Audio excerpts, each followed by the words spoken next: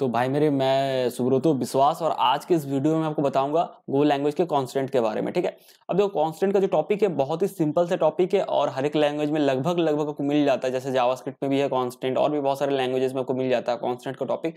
Simple से अगर इसका मतलब निकाल जाए, कांस्टेंट वो वैल्यू जिसका मतलब जिसका वैल्यू को आप चेंज नहीं कर सकते। ठीक है, अगर किसी भी आप वेरिएबल को कांस्टेंट बनाते हो, कांस्टेंट वेरिएबल बनाते हो, उसको चेंज नहीं कर सकते। तो हम लोग समझेंगे ऐसा क्यों हम लोग बनाते हैं, मतलब क्या रीजन होता है जो हम लोग कांस्टेंट वेरिएबल बनाते हैं, ये सब समझेंगे। और उसका जो भी टाइप है, यानी कि दो टाइप होता है, एक टाइप्ड कांस्टेंट, एक अनटाइप्ड कांस्टेंट। ठीक है, तो उनके बारे में समझेंगे, लेकिन बेसिकली देख लेते हैं कि कैसे हम लोग कांस्टेंट वेरिएबल को क्रिएट कर सकते हैं। ठीक है, अब कांस्टेंट वेरिएबल आप कहीं कहीं पे भी क्रिएट कर सकते हैं, यानी ये पैकेज लेवल पे क्रिएट कर सकते हैं, बाहर पे या फिर फंक्शन लेवल पे, यानी फंक्शन बॉडी के अंदर पे। अब अंतर क्या, अगर आप बाहर पे कांस्टेंट वेरिएबल क्रिएट करते हैं तो भाई वो कोई भी फंक्शन को, क्योंकि वो फंक्शन के बाहर है ना, पैकेज लेवल पे, तो वो कोई भी फंक्शन चाहे 10,000 भी यहाँ फंक्शन रहे, 510 5 कितना भी फंक्शन रहे ना, हर एक फंक्शन उस कांस्टेंट वेरिएबल को एक्सेस कर पाएगा, क्योंकि वो पैकेज लेवल पे उसके ऊपर है, बाहर है।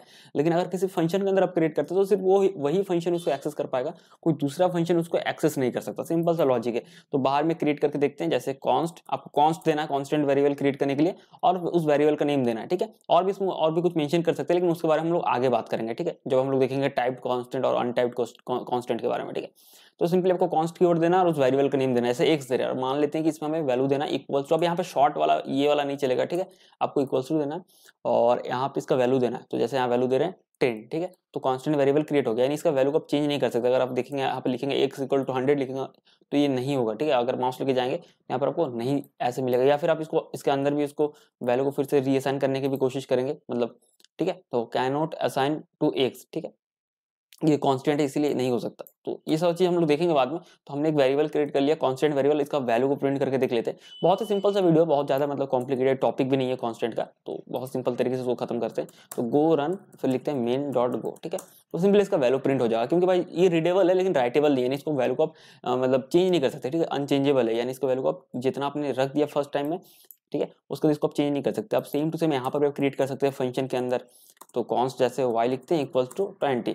तो भाई इसका क्या मतलब हो गया, इसका मतलब हो गया कि आपने एक y कांस्टेंट क्रिएट किया, इसका वैल्यू 20 है, लेकिन ये जो y कांस्टेंट है इसको सिर्फ आप इसी फंक्शन के अंदर से एक्सेस कर सकते हैं। बाहर से कोई अगर दूसरा फंक्शन चाहे तो इस y को एक्सेस नहीं कर पाएगा। हाँ, एक दूसरा फंक्शन x को एक्सेस कर पाएगा, क्योंकि पैकेज लेवल पे ना बाहर में, हर एक फंक्शन के बाहर में, लेकिन जो फंक्शन के अंदर है वो सिर्फ फंक्शन के अंदर ही उसको एक्सेस किया जा सकता है। ये तो एकदम सिंपल सा लॉजिक है, मतलब कुछ इसमें ज्यादा नहीं है, कॉमन सेंस वाली बात है। ठीक है, अब ये तो हो गया हमारा कांस्टेंट। इस तरीके से आप कांस्टेंट क्रिएट कर सकते हैं, कांस्टेंट वेरिएबल बहुत ही सिंपल है। ठीक है, अब भाई मेरे एक चीज और देख लेते हैं। मान लेते हैं कि अगर आपको मल्टीपल कांस्टेंट बनाना है वेरिएबल, ठीक है, तो अब कैसे बनाएंगे। जैसे एक्स वाई ही है, चलो इसको बाहर में रख लेते हैं। तो आप यहाँ पे इस तरीके से बनाएंगे। ठीक है, इसको फॉर्मेट कर लेते हैं कोड को थोड़ा सा, डिलीट डिलीट ये। ठीक है, तो इस तरीके से मान लो कॉन्स्ट एक्स वाई जेड इस तरीके से बनाते हैं। ठीक है, एक्स वाई जेड 30 इस तरीके से। अब मल्टीपल कांस्टेंट तो आप बोल सकते हो भाई ऐसे बना सकते हैं एक एक वेरिएबल। तो इसमें और एक तरीका है कि आप शॉर्टकट यूज कर सकते हो, जैसे वेरिएबल में यूज कर सकते हैं मल्टीपल के लिए, सेम टू सेम। तो इसको सारा यहाँ पर इरेज कर देते हैं और सिंपली आपको कॉन्स्ट लिखना है, कॉन्स्ट कीवर्ड। ठीक है, और आपको यहाँ पर राउंड ब्रैकेट देना है। ठीक है, और आपको यहाँ पर कोई भी मतलब सेमीकोलन वगैरह का यहाँ सीन नहीं, आप नहीं देंगे तो चलेगा। ठीक है, तो यहाँ पे सिंपली एक्स लिखते हैं, एक्स का वैल्यू 10 देते हैं। ठीक है, फिर इंटर प्रेस करते हैं, फिर वाई का वैल्यू देते हैं 20। ठीक है, y का वैल्यू 20 और z का वैल्यू 30। तो इस तरीके से मल्टीपल कांस्टेंट भी क्रिएट कर सकते हैं, जैसे कि आप मल्टीपल वेरिएबल क्रिएट कर सकते हैं, उसी तरीके से आप मल्टीपल कांस्टेंट वेरिएबल भी आप क्रिएट कर सकते हैं। तो ये था कि कैसा मल्टीपल मतलब कांस्टेंट वेरिएबल क्रिएट कर सकते हैं। ठीक है, अब बात कर लेते हैं भाई मेरे टाइप्ड कांस्टेंट के बारे में और अनटाइप्ड कांस्टेंट के बारे में। देखो बहुत ही सिंपल है, ऐसे इसका नाम है ना, उस नाम पे चल जाओ।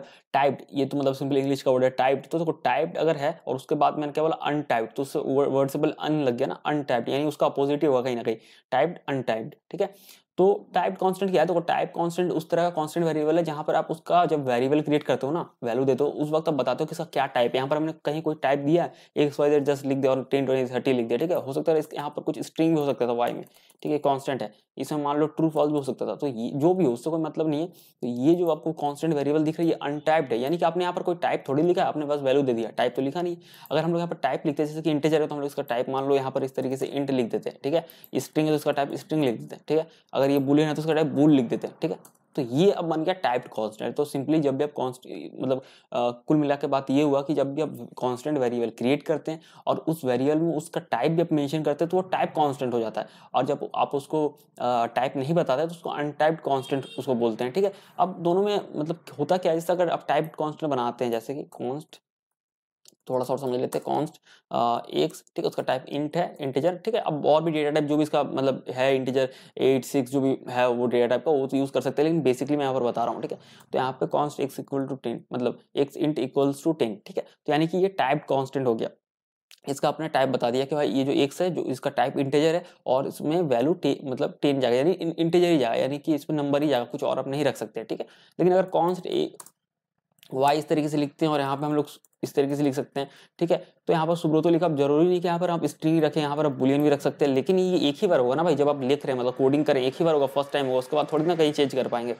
लेकिन यहाँ पे क्या होता है, जब भी आप अनटाइप्ड कांस्टेंट क्रिएट करते हैं ना, तब क्या होता है कि कंपाइलर जो है, कंपाइलर क्या करता है भाई, ये जो है जो भी आपने वैल्यू दिया ना, वैल्यू का टाइप चेक करता है कि किस टाइप का, और वही टाइप बिहाइंड द सीन जाके इस कांस्टेंट वेरिएबल का सेट करता है। जैसे ये ट्रू था, ट्रू हमने लिखा था, ठीक है। तो ये क्या हो गया, बुलियन वैल्यू, तो क्या करता है बिहाइंड द सीन जाके वाई का जो टाइप है उसको बुलियन सेट करता है, क्योंकि हमने तो यहाँ पर लिखा नहीं है, तो ये ऑटोमेटिक हो जाता है अगर हम लोग नहीं दे रहे हैं। अनटाइप्ड कांस्टेंट जो है उसके लिए है, ठीक है। अगर यहाँ पर स्ट्रिंग लिखा हो रहा था, जैसे अगर मैं अपना ही नाम लिख देता है यहाँ पर सुब्रतो, ठीक है, तो यहाँ पर ये क्या है, स्ट्रिंग है, तो हमने तो कोई टाइप दिया नहीं कि भाई ये जो है कॉन्स्ट वेरिएबल जो वाई क्रिएट किया स्ट्रिंग है। तो यहाँ पे क्या है कि इसका जो टाइप है बिहाइंड द सीन जाएगा, कंपाइलर क्या करता है कि भाई इसका टाइप स्ट्रिंग सेट कर देता है, ठीक है। और जो आपने टाइप लिखा वो तो लिखा ही है, कोई दिक्कत ना, आप यहाँ चाहे तो लिख भी सकते हैं, ऐसा कोई दिक्कत थोड़ी है, अपना टाइप दे भी सकते हैं। लेकिन अगर नहीं देते तो उसको हम लोग क्या बोलेंगे, अनटाइप्ड। तो भाई कांस्टेंट कितना, दो तरीका होता है, दो तरीके का होता है, एक होता है टाइप्ड कांस्टेंट, एक होता है अनटाइप्ड कांस्टेंट, ठीक है। तो भाई मेरे बहुत ही सिंपल सा वीडियो था, आशा करता हूँ आपको समझ में आ गया होगा। लेकिन अगर फिर भी कोई डाउट है तो सिंपली आप कमेंट सेक्शन पे पूछ सकते हैं, या तो फिर आप इंस्टाग्राम पे @तूफानी कोडर पे कोई मैसेज या मतलब जो भी आपका डाउट है आप क्लियर कर सकते हैं, ठीक है, कोई भी क्वेश्चन पूछ के। तो फिर मिलते हैं अगले वीडियो में।